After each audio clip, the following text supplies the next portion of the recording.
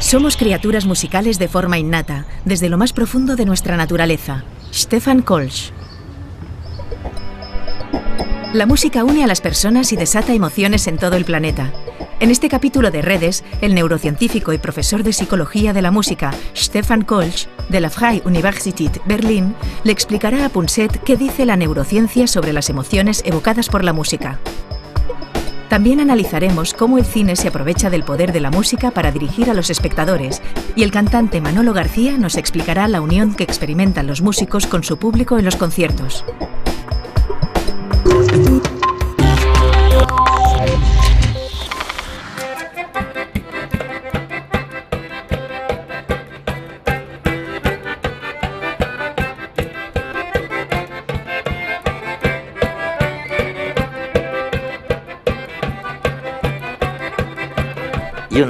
Sabes, algunos de tus amigos me dicen que nada tiene más impacto sobre el cerebro que la música. En el sentido de que afecta la memoria, incluso afecta el movimiento, las emociones, lo afecta prácticamente todo. Quiero decir, ¿la música es tan importante como dicen? ¿O crees que no hay para tanto? Creo que es muy importante y que, de hecho, se le podría dar la vuelta a la pregunta y plantearnos si hay alguna parte del cerebro que no se vea influida por la música. ¿Qué está ocurriendo en el cerebro de los que hacen música? Mientras producen sonidos, los escuchan y los coordinan con sus propios movimientos y con su propia producción de sonidos. Recuerdan lo que han producido antes, así como lo que producirán después.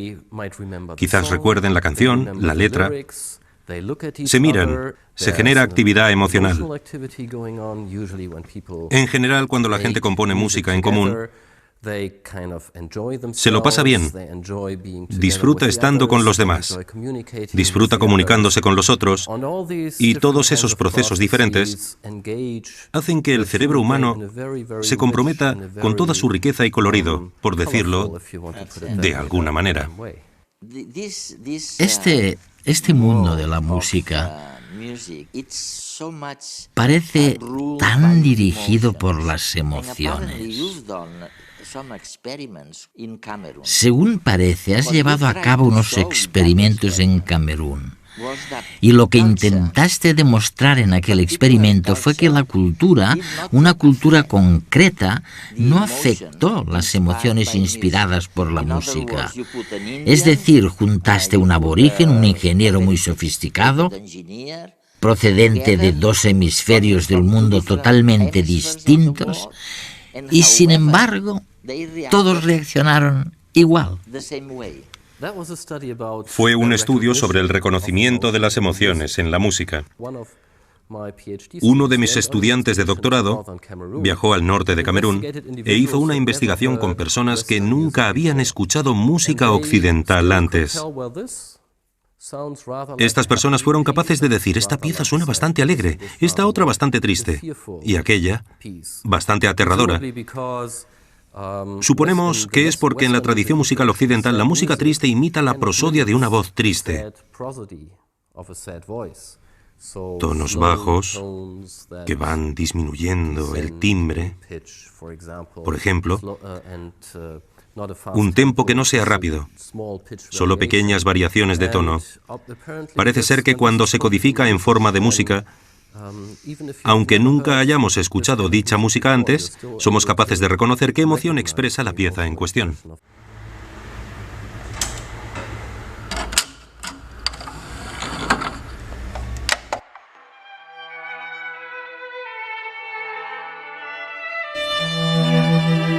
Hay canciones que consiguen ponernos tremendamente tristes. Suenan los primeros acordes, se nos hace un nudo en el estómago, nos asaltan los recuerdos. Y según el día que tengamos, puede que no nos sintamos con fuerzas para sumirnos en la tristeza más profunda. Otras canciones, en cambio, nos contagian alegría, buen humor. Que escuchemos una canción y la entendamos es algo extraordinario. Pensemos lo siguiente.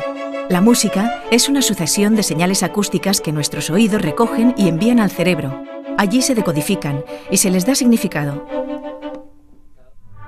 Todo eso pasa en fracciones de segundo.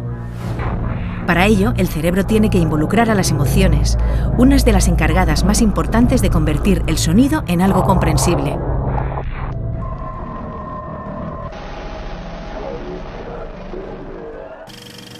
Un ejemplo es el cine. Hoy en Redes vamos a hacer un pequeño experimento. Hemos grabado una escena y Baldo, músico y compositor, nos va a ayudar a darle sentido. Él suele componer las bandas sonoras de obras de teatro y películas. La música básicamente lo que hace es resaltar las emociones. Es como una especie de guía para el espectador para indicarle por qué territorio de sensaciones nos vamos a mover. A veces la música avanza al susto, o a veces dilata una escena para hacerla más larga, o a veces una persecución es mucho más trepidante. Vamos a hacer un juego que me habéis propuesto, que es un poco un atraco, pero que puede ser interesante.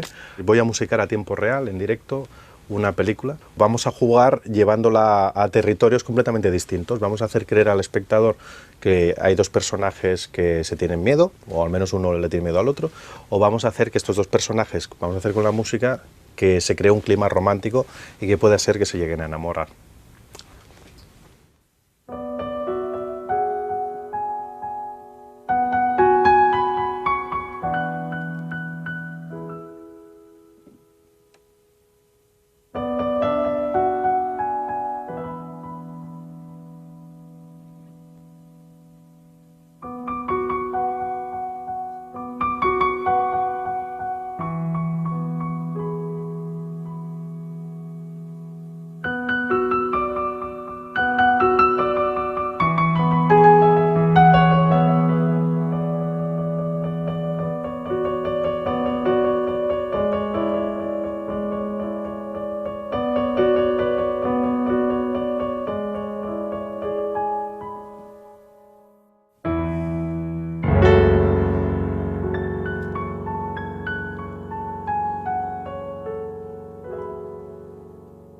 Al final nos enamoraron.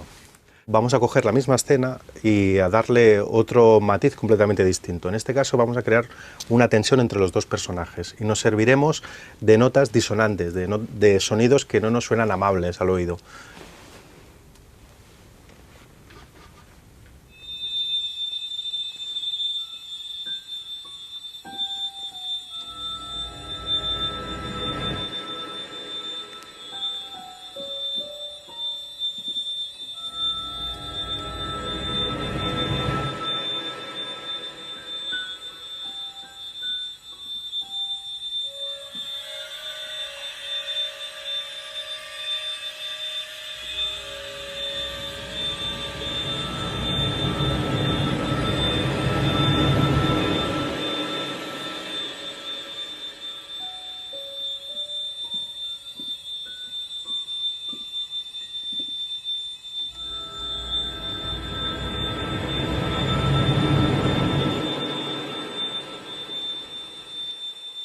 Estos sonidos producen cierta angustia al espectador que está oyendo y que codifica la imagen como una escena en la que va a pasar algo malo. Sería una sensación parecida a cuando una persona entra en un bosque de noche que no conoce y que empieza a oír ruidos de todas partes y sonidos que le son extraños y que por eso mismo pueden dar miedo. El cerebro necesita patrones para entender el entorno y darle sentido. Son reglas que usamos para hacer predicciones y formarnos expectativas, ya sea cuando estamos en medio de un bosque o mientras vemos una película. Nuestros ancestros utilizaban esas mismas reglas para salvar el pellejo. Si no hubieran inferido que un determinado ruido entrañaba peligro, seguramente hubieran acabado en la tripa de algún animal. Déjame que te haga una pregunta. ¿Por qué cuando estoy triste y me siento solo, algo que me ocurre muy rara vez, pero a veces puedo sentirme triste y solo. ¿Por qué la música me anima si es algo, sabes, movido, como pam, pam, pam, pam? Y en cambio, cuando estoy muy excitado, ¿por qué pasa al revés? La otra música me calma. Quiero decir, ¿cómo puede ser que la música te anime o por el contrario te tranquilice? No me parece demasiado lógico. Eso nos muestra que, en primer lugar, la música tiene esa capacidad de ayudarnos a cambiar nuestro estado de ánimo, si lo deseamos. Desde la neurociencia sabemos que la música es muy poderosa a la hora de activar cada una de nuestras estructuras emocionales en el cerebro. Cuando llevamos a cabo experimentos neurocientíficos, vemos que podemos modular la actividad en prácticamente cualquier estructura cerebral emocional gracias a las emociones que despierta la música. Esto significa que la música es capaz de evocar el núcleo mismo, el núcleo de las estructuras cerebrales responsables y creadoras de nuestro universo emocional. Algo muy importante también para las terapias donde podemos intentar aplicar la música para ayudar a aquellos pacientes que padecen trastornos de sus estructuras cerebrales y que están relacionados con las emociones, que tienen algo que ver con las emociones. No solo la depresión, sino también el trastorno provocado por un estrés postraumático, en parte también los trastornos por ansiedad. Los individuos que han padecido traumas a causa de abusos u otras causas, por lo que tenemos un amplio horizonte a la hora de aplicar de forma más sistemática y generalizada la música como terapia. He leído algo en alguno de tus artículos sobre los niños autistas. Parece que escuchan o aprehenden la música igual que los niños no autistas. ¿Es posible esto? Quiero decir, ¿sienten la música del mismo modo? ¿No existe la diferencia que sí encontramos en el caso del lenguaje o en su capacidad para empatizar con otros? Unos pueden y otros no. De momento es muy difícil contestar a tu pregunta porque no tenemos suficientes estudios neurológicos sobre la relación entre niños autistas y la música. Pero lo que sí sabemos es que los niños autistas sienten un gran interés por la música y son propensos a componer música con otros. En entornos terapéuticos, también es cierto que resulta difícil comunicarse con ellos a través del lenguaje. En cambio, es más fácil hacerlo a través de la música. De hecho, algunos de nuestros estudios han probado que la música puede comunicar información. No es algo que simplemente crean los terapeutas de la música y que no tenga base científica. También estamos determinando qué instrumentos musicales pueden fomentar la empatía y el reconocimiento de las emociones. Es algo que estamos probando con niños autistas, pero también dentro del currículum escolar de los niños en general, porque es una forma divertida de experimentar las emociones, de aprender a reconocer las emociones y otras cosas, de encontrar nuevas formas de expresar las emociones,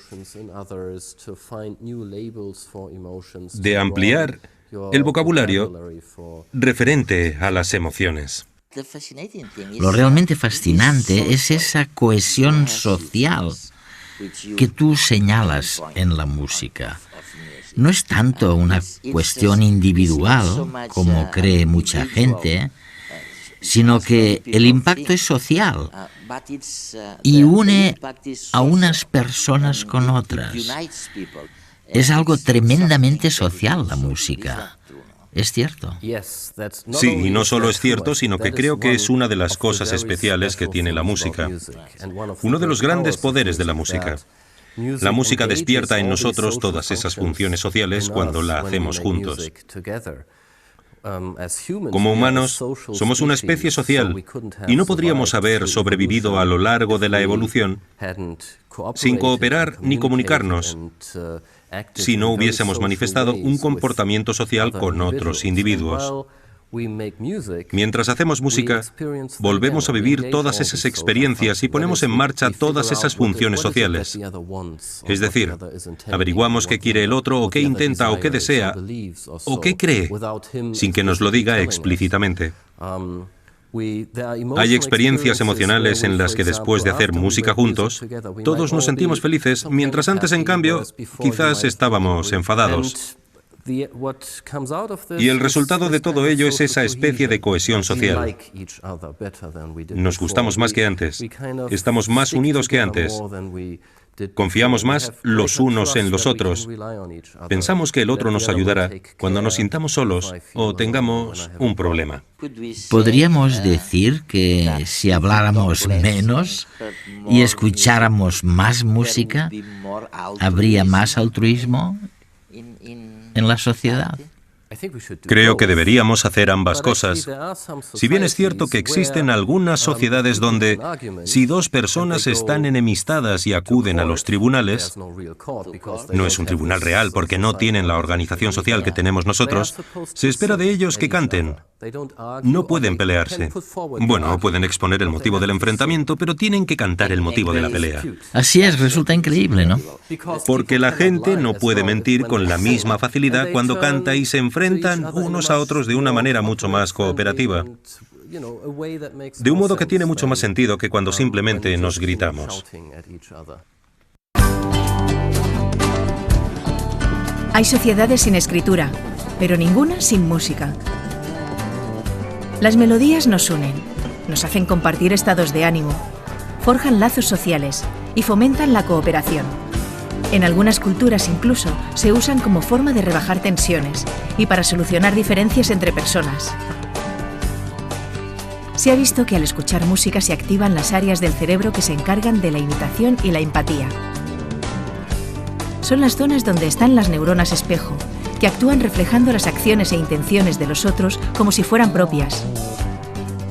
De esta forma podemos sentir el dolor de los otros, su alegría, su tristeza, imitar sus acciones. Quizás por eso la música es capaz de tocar nuestras emociones y crear lazos sociales, porque nos permite compartir sentimientos. A lo largo de la historia, los seres humanos nos hemos unido para bailar, cantar y celebrar rituales. De hecho, no hay celebraciones que valgan que no tengan música, y eso ha sido así desde las primeras tribus hasta los conciertos actuales de rock.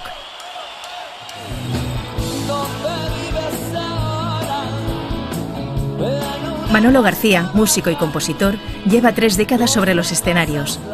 Con el último de la fila y después en solitario, ha conseguido unir y emocionar con sus temas a varias generaciones. En lo que dura un concierto sobre el escenario, podría caer una bomba en el centro del escenario y, o sea, no eres consciente de nada, estás fluyendo. Éramos la música en el murmullo de la corriente. Con la música te abstraes.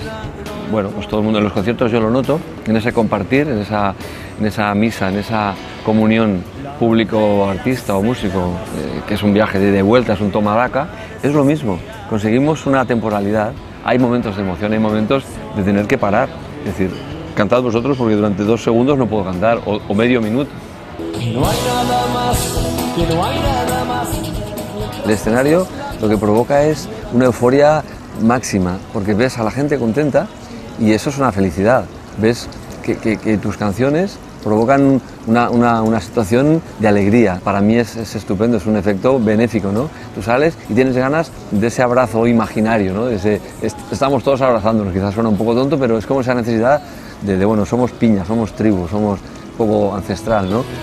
En la profunda fronda que adormecida fiera. Me gusta, pues eso, compartir las sensaciones y la canción es una manera óptima de compartir sensaciones, de buscar certezas, de decir sí, es así. Probablemente nos estamos equivocando los 7.000 o los 4.000, pero en ese momento es así, porque pensamos todos, claro, es así. esta canción dice esto y todos estamos de acuerdo. Igual es un gran error, pero es un error compartido, con lo cual es menos error.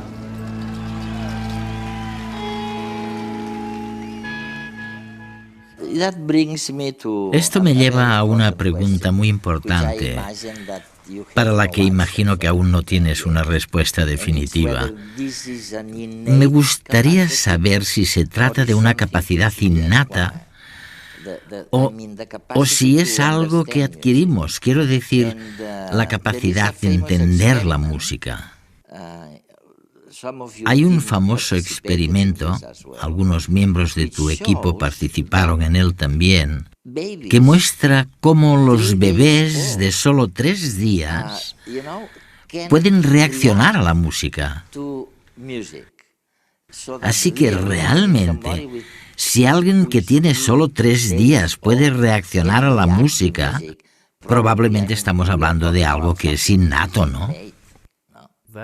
Estoy totalmente convencido de ello, sí. Somos de forma innata, desde lo más profundo de nuestra naturaleza, criaturas musicales, muy musicales todos nosotros. Y hay una buena razón para ello. Además de que nos permite desempeñar todas esas funciones sociales mientras hacemos música, también necesitamos esas capacidades para aprender a hablar. Cuando nacemos, no sabemos qué significa pechos, leche, beber o sorber, pero aprendemos a hablar al escuchar los sonidos musicales del lenguaje. Y así es como los niños aprenden a hablar. Escuchan la música del habla y al hacerlo también entienden el lenguaje. No es el único aspecto del lenguaje que aprenden. Eso es, sí, no es el único aspecto del lenguaje que aprenden, pero evidentemente es algo muy importante. Afortunadamente somos muy musicales porque si no nos costaría mucho aprender a hablar o a aprender idiomas. Es gracioso, porque lo que dices es que hay una especie de canción, una especie de forma musical de hablar con los bebés, como hacen las cuidadoras, ¿no? Ya lo sabes, ¿no? En realidad no les hablas, más bien les cantas. Y según parece, dices que esto es lo que entiende el bebé. Se ha demostrado que cuando las madres hacen al hablar con sus hijos, esto es buenísimo. Bueno, está claro que para que nos entiendan es importante jugar con la entonación. No solo los adultos se entienden mucho mejor cuando no hablan con una voz monocorde, sino que le ponen una cierta entonación y ritmo. En el caso de los niños también es muy importante porque hay estudios que demuestran que si los padres no hablan con sus hijos jugando con la entonación, los niños son mucho más susceptibles de padecer trastornos del habla y del lenguaje. Es increíble, ¿verdad? Es fantástico. ¿Sabes? Solo con escucharte, increíble. ¿No es fantástico? Increíble. ¿No es fantástico? Ya hay un cierto ritmo. Y además, tienes una voz muy melódica. Tu voz sube y baja. Me muestra subiendo y bajando el tono, yendo más rápido y más despacio. ¿Dónde están los límites de las frases? ¿Dónde se acaba la frase? ¿Cómo te sientes? ¿Cuánto deseas que algo ocurra? ¿Qué deseas? ¿Cuáles son tus intenciones? Y cosas semejantes. ¿A quién se le ocurriría entonar una melodía para pedir una pizza en el restaurante? Hasta hace poco creíamos que la música solo servía para transmitir emociones, pero Kölsch ha demostrado que también puede comunicar información semántica, como las palabras. Si después de oír la frase «me gusta el café con azúcar», nos dan a elegir 2 palabras, leche o cortina, siempre escogeremos leche porque tiene más coherencia semántica con la frase.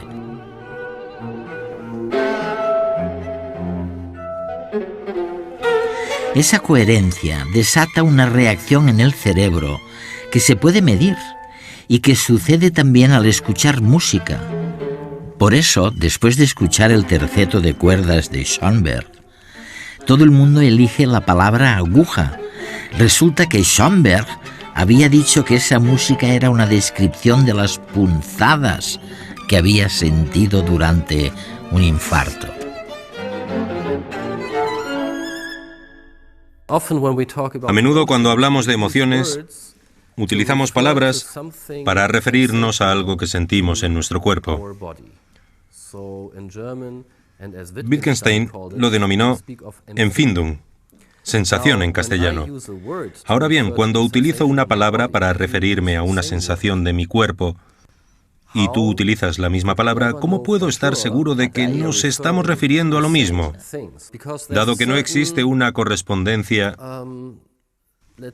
unívoca en el cerebro entre nuestras sensaciones por un lado y nuestros centros lingüísticos por el otro, tiene que producirse una transformación de la información desde las sensaciones al lenguaje. Y nunca se sabe. Y nunca se sabe, pero ¿y si utilizamos la música? ¿Y si utilizo la música para evocar algo en ti, sensaciones o Empfindung, que se parezcan a los Empfindung y sensaciones que tengo en mi cuerpo? A veces la música puede hacerlo mejor. Con la música podemos comunicar esa información incluso sin que se vea distorsionada por las palabras. De hecho, a menudo le digo a la gente o les recuerdo que el lenguaje no es, como ellos creen, algo para hacerse entender, sino que es un instrumento maravilloso para confundir a los demás. Creo que en el caso de la música no se puede decir lo mismo, es más veraz. O sea que realmente, si niños que sufren autismo pueden comunicar con otros mediante la música de una manera que no lo pueden hacer con las palabras, si ellos pueden empatizar, ponerse en el lugar de los demás, entonces yo creo que no hay ninguna duda de que no tienen más que ganar con la música. Y no es seguro que siempre sea así con las palabras. No existe casi ninguna parte del cerebro que no se vea afectada por la música. Stefan Kolsch.